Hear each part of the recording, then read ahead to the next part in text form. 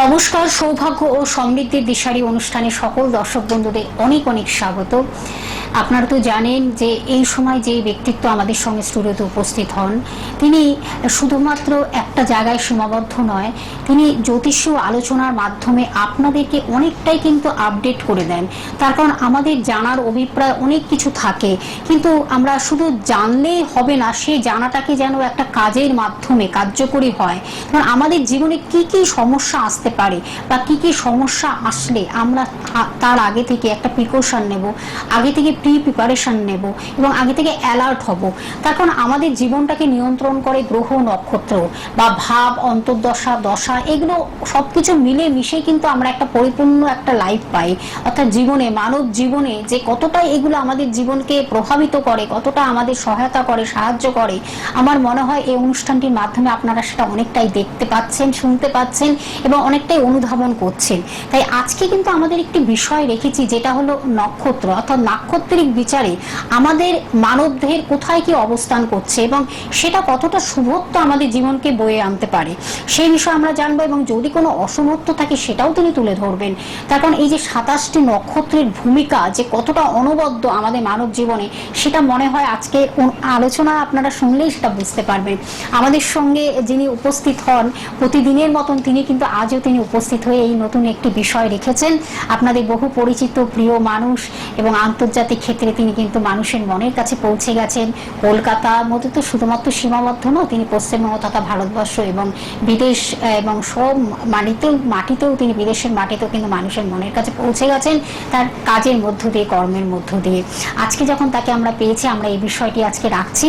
জ্যোতিষাচার্য শ্রী জগন্নাথ মুখার্জি মহাশয় আমাদের স্টুডিওতে উপস্থিত হয়েছেন, যিনি কিন্তু জ্যোতিষ একাধারে, তার সঙ্গে তিনি কিন্তু একজন হস্তরেখাবিদ, সংখ্যাতত্ত্ববিদ এবং বাস্তু কনসালটেন্ট, অর্থাৎ বাস্তু সুদক্ষ বাস্তুবিদ এবং কেপি অ্যাস্ট্রোলজার অর্থাৎ কৃষ্ণমূর্তি পদ্ধতির মাধ্যমেও তিনি কিন্তু মানুষের গ্রহ সংস্কার করেন। গ্রহের কি কি হচ্ছে, পজিশন কি হচ্ছে, প্রতিকার প্রতিবিধান সবকিছু তিনি করে থাকেন। একদিকে যেমন সনাতন জ্যোতিষ, তার সঙ্গে কৃষ্ণমূর্তি পদ্ধতি, দুটোকে মেলবন্ধন করেই তিনি কিন্তু মানুষের দীর্ঘ বছর ধরে উপকার করে যাচ্ছেন। আজকে তাকে আমরা সঙ্গে পেয়েছি। আসুন আমরা এই বিষয়টিকে নিয়ে একটু আলোকপাত করে আমরা জেনে নিই কি কি সমস্যা আমাদের জীবনে আসতে পারে বা কি কি শুভত্ব আমাদের জীবনে বয়ে নিয়ে আসছে, সবকিছু আমরা বিশদভাবে জানবো। উপস্থিত আছেন শ্রী জগন্নাথ মুখার্জি মহাশয়, সরাসরি তার কাছে চলে যাব। স্যার স্বাগত। নমস্কার স্যার, প্রথমে আমি বললাম যে আমাদের এই যে জীবনকে নিমন্ত্রণ করছে 9টি গ্রহ এবং তার সঙ্গে 2-3টে প্ল্যানেট থাকে, যেগুলো ছায়া গ্রহ বলে, শ্যাডো প্ল্যানেট, তার সঙ্গে কিন্তু নক্ষত্র অর্থাৎ 27টি নক্ষত্র। এদের ভূমিকা মানে অনবদ্য। এদের ভূমিকা ছাড়া মনে হয় মানব দেহের আমাদের জীবনটা কিভাবে চালিত হবে।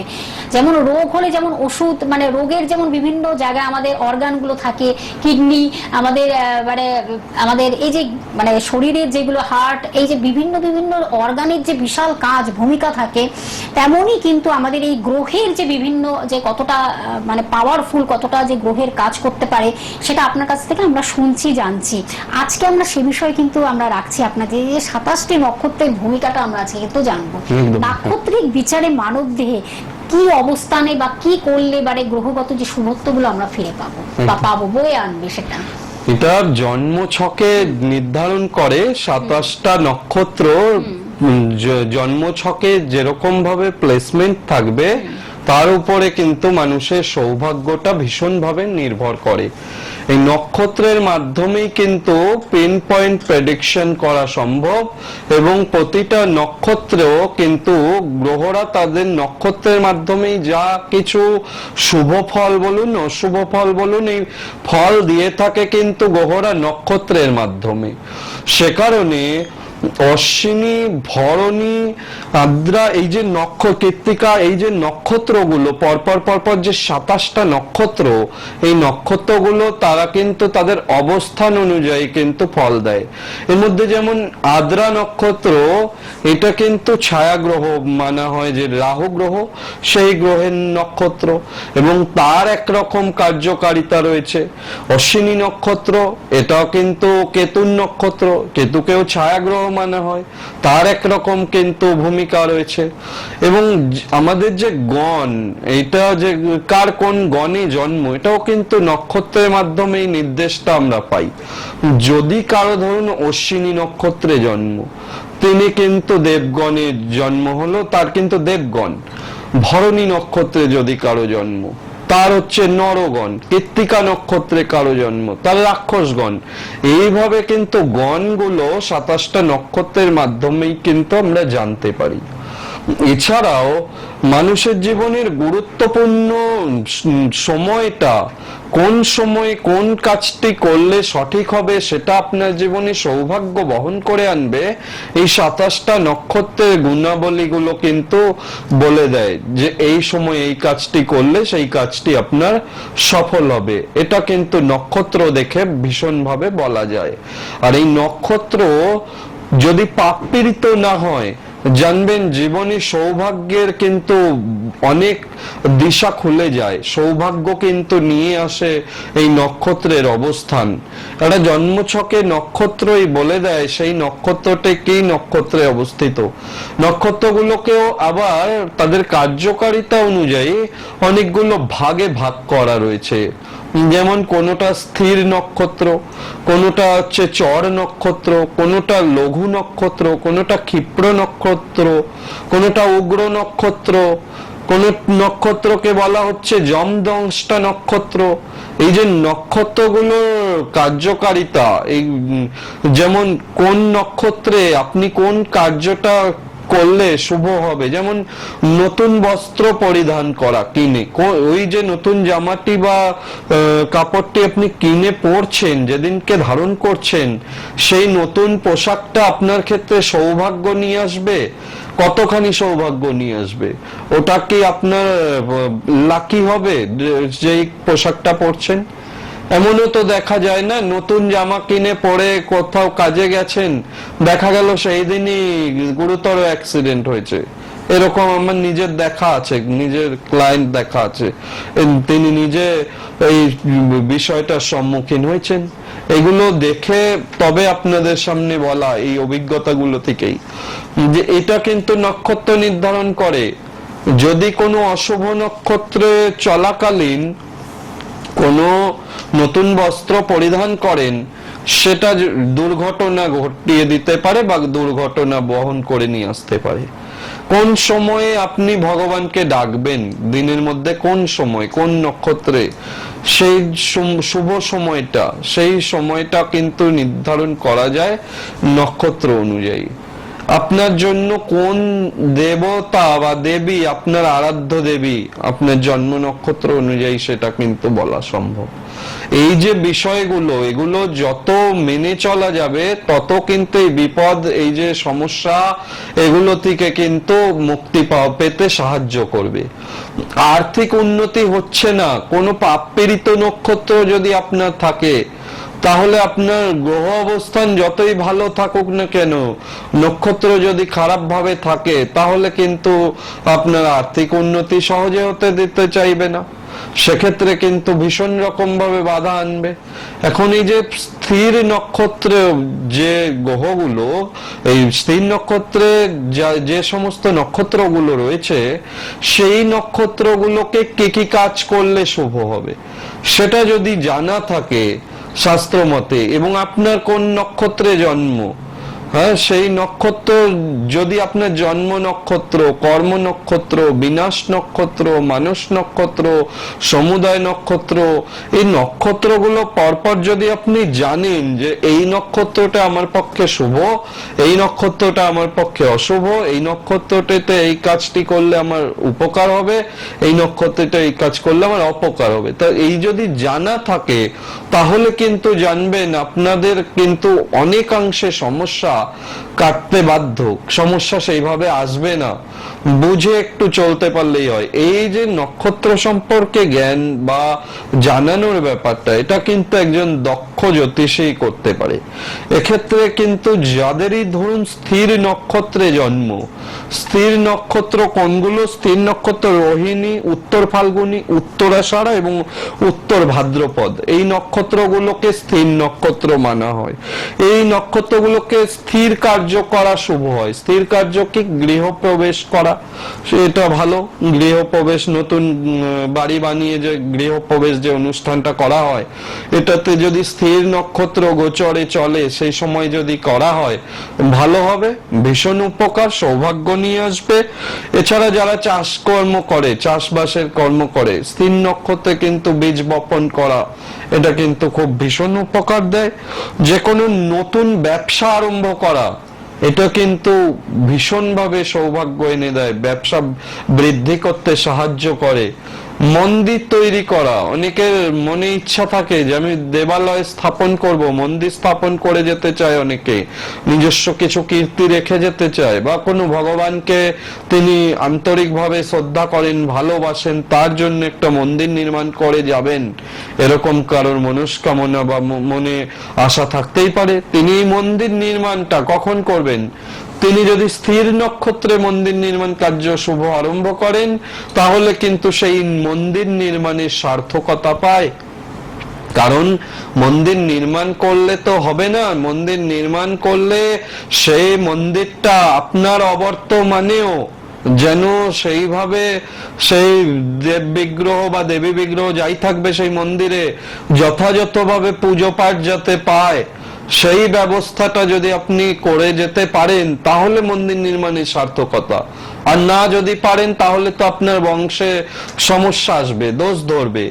আপনার এখন সামর্থ্য আছে, আপনারা মন্দির বানিয়ে দিলেন, দেব বিগ্রহ প্রতিষ্ঠা করে গেলেন, এবার আপনি পরমায়ু শেষ, আপনি চলে গেলেন, আপনার নেক্সট জেনারেশন সেই মন্দিরের দায়িত্ব নিতে পারলো না, বা সেক্ষেত্রে তো ভীষণভাবে ক্ষতি হয়। মন্দির নির্মাণ যদি করেন, তাহলে কি করতে হবে?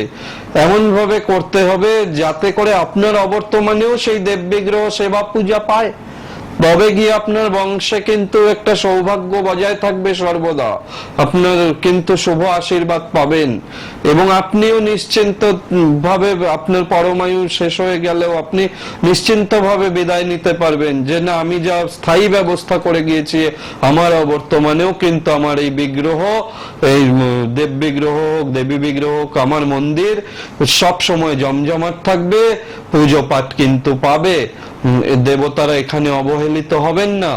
এই যে মন্দির নির্মাণ কার্য, এটা যদি স্থির নক্ষত্রে করা যায়, তাহলে কিন্তু সেগুলো সম্ভব হয়, এবং সেই মন্দির কিন্তু সৌভাগ্য নিয়ে আসে।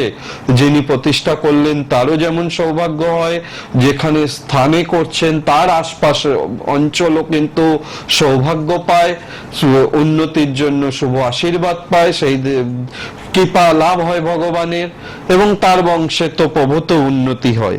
এছাড়াও গ্রহ শান্তি, যে কোনো কাজ, ধরুন কোনো গ্রহ অশুভ, সেই গ্রহের জন্য আপনার সমস্যা কিছুতেই কাটছে না, আপনি সেটা আর্থিক সমস্যা হতে পারে, সেটা বিবাহজনিত সমস্যা হতে পারে, স্বামী স্ত্রীর মধ্যে মিলমিশ হচ্ছে না, ঝগড়া অশান্তি ঝামেলা হতে পারে, যে কোনো বিদ্যা অর্জন করতে গিয়ে বাধা আসছে, সেটা হতে পারে, বিদেশে গিয়ে কোনো ধরনের সমস্যায় বারবার পড়ছেন, সেই ধরনের সমস্যা হতে পারে, ব্যবসা সঠিকভাবে করতে পারছেন না, সেটা হতে পারে, বিভিন্ন ধরনের যে কোনো সমস্যা, তার জন্য যে গ্রহ শান্তি ক্রিয়া, এই গ্রহ শান্তি ক্রিয়া করতে হলে কখন করতে হবে? স্থির নক্ষত্রে যদি করা যায়, তাহলে কিন্তু শুভ ফল দেয়। এবং অনেকে বলেন যে আমি তো এই দোষ কাটিয়েছি, এই গ্রহ শান্তি করিয়েছি, কই আমার তো উপকার হচ্ছে না। আমরা এরকম তো বহু ক্লায়েন্ট পাই, এমনকি টিভিতে লাইভ প্রোগ্রামে আমরা শুনতে পাই যে তো অনেক জায়গায় দেখিয়েছি, কাটিয়েছি দোষ, তো কাজ হচ্ছে না। কাজ হওয়ার যে সময়, নির্দিষ্ট সময়, কখন আপনার প্রতিকার, গ্রহ শান্তির কাজটা কখন করলে ভালো হবে, দুষ্ট গ্রহের যে, অশুভ গ্রহের যে প্রতিকার প্রতিবিধান কখন করলে ভালো হবে, আপনি প্রতিকার কোন নক্ষত্র চলাকালীন ধারণ করবেন, করলে শুভ হবে, সেটা কিন্তু আপনার নক্ষত্র বলে দেবে। জন্ম নক্ষত্রের সঙ্গে গোচরের নক্ষত্র, ট্রানজিটের যে নক্ষত্র, তার কানেকশন কিন্তু ভীষণভাবে এক্ষেত্রে মাহাত্ম্য রাখে। তা না হলে কিন্তু জীবনে এগোনোর পথগুলো কিন্তু ভীষণ ক্রিটিক্যাল হয়ে যায়। সুতরাং নক্ষত্র বিষয়টা বিশেষ করে মাথায় রাখতে হবে। যে কোনো স্থায়ী কাজ স্থির নক্ষত্রে যদি করা যায় সেক্ষেত্রেও কিন্তু শুভ হয়। আর এই নতুন বস্ত্র ধারণের কথাও যেটা বলছিলাম, নতুন বস্ত্র ধারণ করা, সেক্ষেত্রেও কিন্তু দেখবেন গোচরে যদি স্থির নক্ষত্র চলে, নতুন জামা বা কাপড় যাই কিনবেন, সেই বস্ত্রটি কিন্তু পরিধান করলে সেই বস্ত্রটা আপনার জীবনে সৌভাগ্য নিয়ে আসবে। দেখবেন ভালো শুভ সংবাদ পাবেন, জীবনে উন্নতি করতে পারবেন। এই নক্ষত্রের ভূমিকা সেই জন্য কিন্তু অনস্বীকার্য। এবং এই 27টা নক্ষত্র, প্রত্যেকটা নক্ষত্র কিন্তু তার নিজস্ব কারকতা অনুযায়ী খুব ভাইটাল। এই নক্ষত্রটাই বলে দেবে আপনার লাইন অফ এডুকেশন কি, কোথায় কাজ করবেন, কতটা প্রতিষ্ঠা পাবেন জীবনে, আর্থিক সমৃদ্ধি ভালো হবে কিনা, এগুলো সমস্তটাই কিন্তু একটা নক্ষত্র থেকে, কোন জন্ম, আপনার জন্ম নক্ষত্রটা থেকেই হুবহু কিন্তু প্রেডিকশন করা যায়, বলা যায়। এবং এই নক্ষত্র জ্যোতিষ বিষয়টা এতটাই সূক্ষ্ম, এতটাই সুন্দর, এতটাই কার্যকরী যে এর দ্বারা বিচার করে যদি কাউকে কোনো প্রতিকার প্রতিবিধান করা যায়, সে কিন্তু খুব ভালো উপকার পাবে এবং তার সমস্যাটা কিন্তু দ্রুত মিটবে। অনির্দিষ্ট কালের জন্য কিন্তু সমস্যা বয়ে নিয়ে বেড়াতে হবে সেরকমটা কিন্তু নয়। নক্ষত্রটাকে যদি ভালো করে বিচার বিশ্লেষণ করে দেখে প্রতিকার প্রতিবিধান সঠিক উপায়ে করা যায়, তাহলে কিন্তু সমস্যাটা খুব তাড়াতাড়ি সমাধান করা সম্ভব হয়। একদম সেইভাবেই যদি অ্যানালিসিস করে দিচ্ছেন স্যার, আর সেইটাকে যদি ঠিকমতো কার্যকরী করা যায়, তাহলে আপনি 100% রেজাল্টটা পাচ্ছেন। এটাই হলো সবচেয়ে বড় কথা, যে আমরা রেজাল্টটা কতটা পাবো, নিশ্চয়ই পাবেন। সেই চ্যালেঞ্জ নিয়ে, সেই কনফিডেন্স নিয়ে আমাদের এই অনুষ্ঠান কিন্তু আপনাদের কাছে আমরা পৌঁছে দিই। সৌভাগ্য সমৃদ্ধির দিশারি যিনি, সেইভাবেই তিনি পথ দেখিয়ে আপনাদের সেই দিশাটাকে দেখিয়ে দেন এবং সেইভাবেই তিনি কিন্তু মানুষকে উপকার করে যাচ্ছেন। তখন এত সুন্দরভাবে তার বিশ্লেষণ, বিচার, সূক্ষ্মাতিসূক্ষ্ম তার প্রেডিকশন এবং তার সঙ্গে সঠিক প্রতিকার প্রতিবিধান কথা বলে, সেটা নিয়েই তিনি কিন্তু চলছেন এবং মানুষ ভীষণভাবে উপকৃত হচ্ছেন। এবার আমি বলে দেবো, অবশ্যই আপনার অধীরাগ্রহে বসে আছেন এই মানুষটিকে কোথায় কখন পাবেন। তার যে নিজস্ব চেম্বারগুলো, দীর্ঘদিন ধরে তিনি এই নিজস্ব চেম্বারগুলোতে তিনি বসছেন, রাজপুর চৌহাটি মোড়ে আপনারা পেয়ে যাচ্ছেন।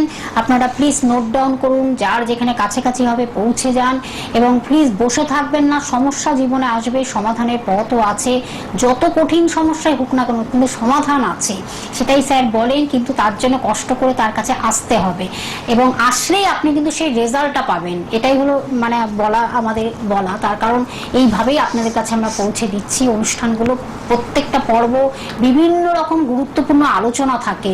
এই যে এক এক করে আলোচনাগুলো আপনাদের কাছে আমরা কর্ণগোচর, যেটা কর্ণের মধ্যে, কানের মধ্যে আপনাদের দেওয়া হচ্ছে, সেটাকে আপনারা নিচ্ছেন ঠিকই, কিন্তু নিয়ে সেটাকে কার্যকরী করতে হবে। তার জন্য কিন্তু আপনাদের জন্য শ্রী জগন্নাথ মুখার্জি মহাশয় আছেন, তিনি সেইভাবে আপনাদেরকে পথ দেখাবেন এবং সেই পথটাই কিন্তু আপনাদের সফলতার জায়গায় পৌঁছে দেবে।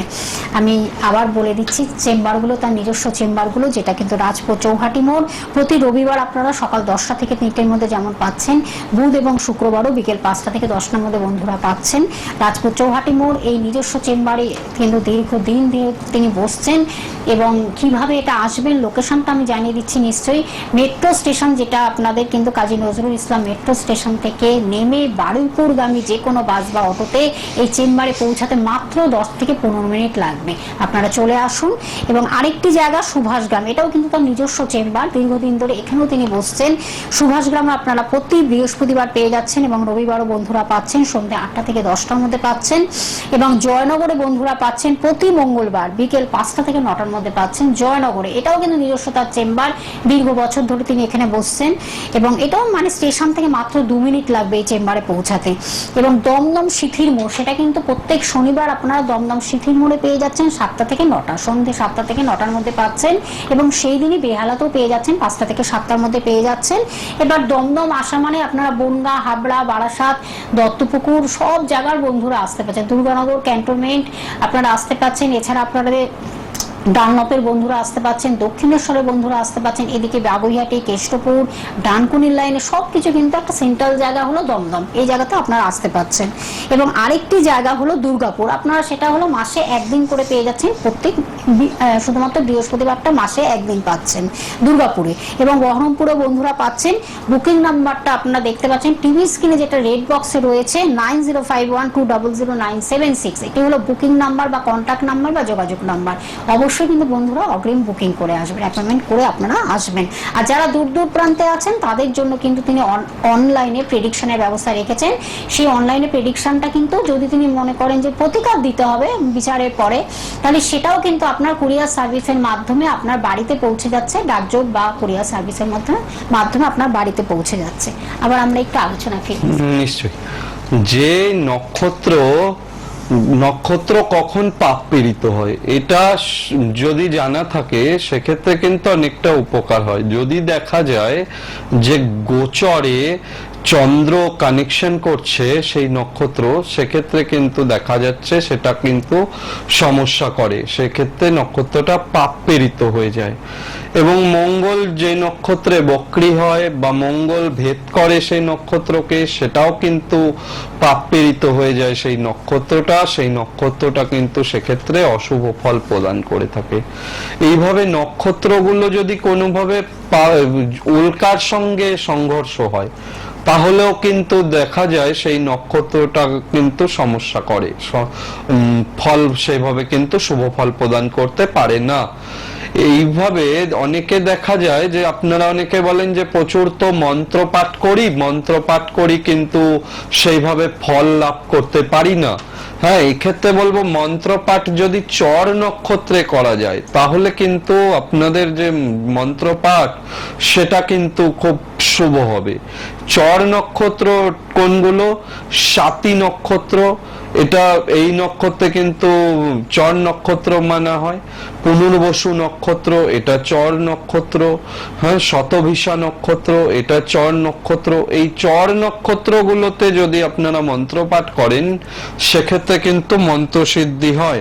হ্যাঁ, এছাড়াও শ্রবণা, ধনিষ্ঠা, এই নক্ষত্রগুলোকে বলা হয় চর নক্ষত্র। এই চর নক্ষত্রে যদি মন্ত্রপাঠ করা হয় তাহলে মন্ত্রের পূর্ণতা বা মন্ত্রের যে শক্তি সেটা কিন্তু আপনারা বুঝতে পারবেন, এবং সেই মন্ত্র অর্থাৎ সেই নক্ষত্রে থেকে মন্ত্রপাঠটা আরম্ভ করা, শুভ আরম্ভ করা, তাহলে কিন্তু সেই ফলটা হয়, শুভ ফলটা পাওয়া যায়। গোচরে যেদিন সেই নক্ষত্রটি চলবে সেই নক্ষত্রের দিন থেকে আপনাকে জপটা আরম্ভ করতে হবে, মন্ত্রপাঠটা আরম্ভ করতে হবে, তাহলে কিন্তু দেখবেন সেই মন্ত্রপাঠের যে সুফল সেটা কিন্তু আসতে থাকবে।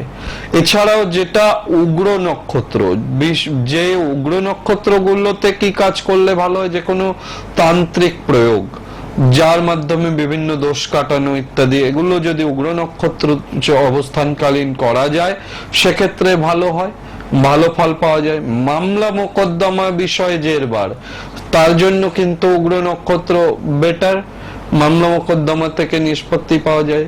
এইভাবে প্রতিটা নক্ষত্র কিন্তু মানুষের জীবনে ভাইটাল ভূমিকা গ্রহণ করে, এবং বিভিন্নভাবে খেয়াল রাখতে হবে যে গ্রহগুলোর অবস্থানটা সেক্ষেত্রে কিন্তু জরুরি। গ্রহগত অবস্থান যদি শুভ গ্রহ বসে থাকে, নক্ষত্র যদি পাপপীড়িত হয়, তাহলে কিন্তু দেখা যায় যেভাবে উন্নতি হওয়ার কথা সেইভাবে হচ্ছে না। তখন গ্রহ প্রতিকারের পাশাপাশি দেখে নিতে হয় তার হস্তরেখা বিচার বিশ্লেষণটা করাও কিন্তু খুব জরুরি। হস্তরেখার মধ্যেও যে, হাতের মধ্যেও যে গ্রহ অবস্থান, নক্ষত্রের অবস্থান, সেটাও কিন্তু ভালো করে বিচার বিশ্লেষণ করে তবে যদি প্রতিকার প্রতিবিধান করা যায় সেক্ষেত্রে তবেই কিন্তু প্রতিকারগুলো কার্যকরী ভূমিকা রাখে এবং উপকার হতে পারে। এবং এইভাবে 27টা নক্ষত্র, প্রতিটা নক্ষত্রের কিন্তু নিজস্ব বৈশিষ্ট্য রয়েছে, নিজস্ব কারকতা রয়েছে। এই নক্ষত্রগুলোতে আপনারা অনেকেই বলতে পারেন যে এই নক্ষত্রগুলো তো আমরা ওইভাবে রেগুলার বেসিস কি করে মেনে চলবো, কিন্তু আপনার জন্ম নক্ষত্র কোনটি এটা আপনাকে জেনে রাখতে হবে। কেন জন্ম নক্ষত্র যদি আপনার জানা থাকে তাহলে কিন্তু আপনার অনেকগুলো সমস্যারই সমাধান হতে পারে। এটা আপনারা ঘরোয়া টোটকা যে পালন করেন বা উপাচার পালন করেন সেটা কিন্তু জন্ম নক্ষত্র যদি জানা থাকে অনেক ক্ষেত্রে ভীষণ মাত্রায় সুবিধা হয়। একদম, আমরা সেগুলো জানবো অবশ্যই পরবর্তী অনুষ্ঠানে।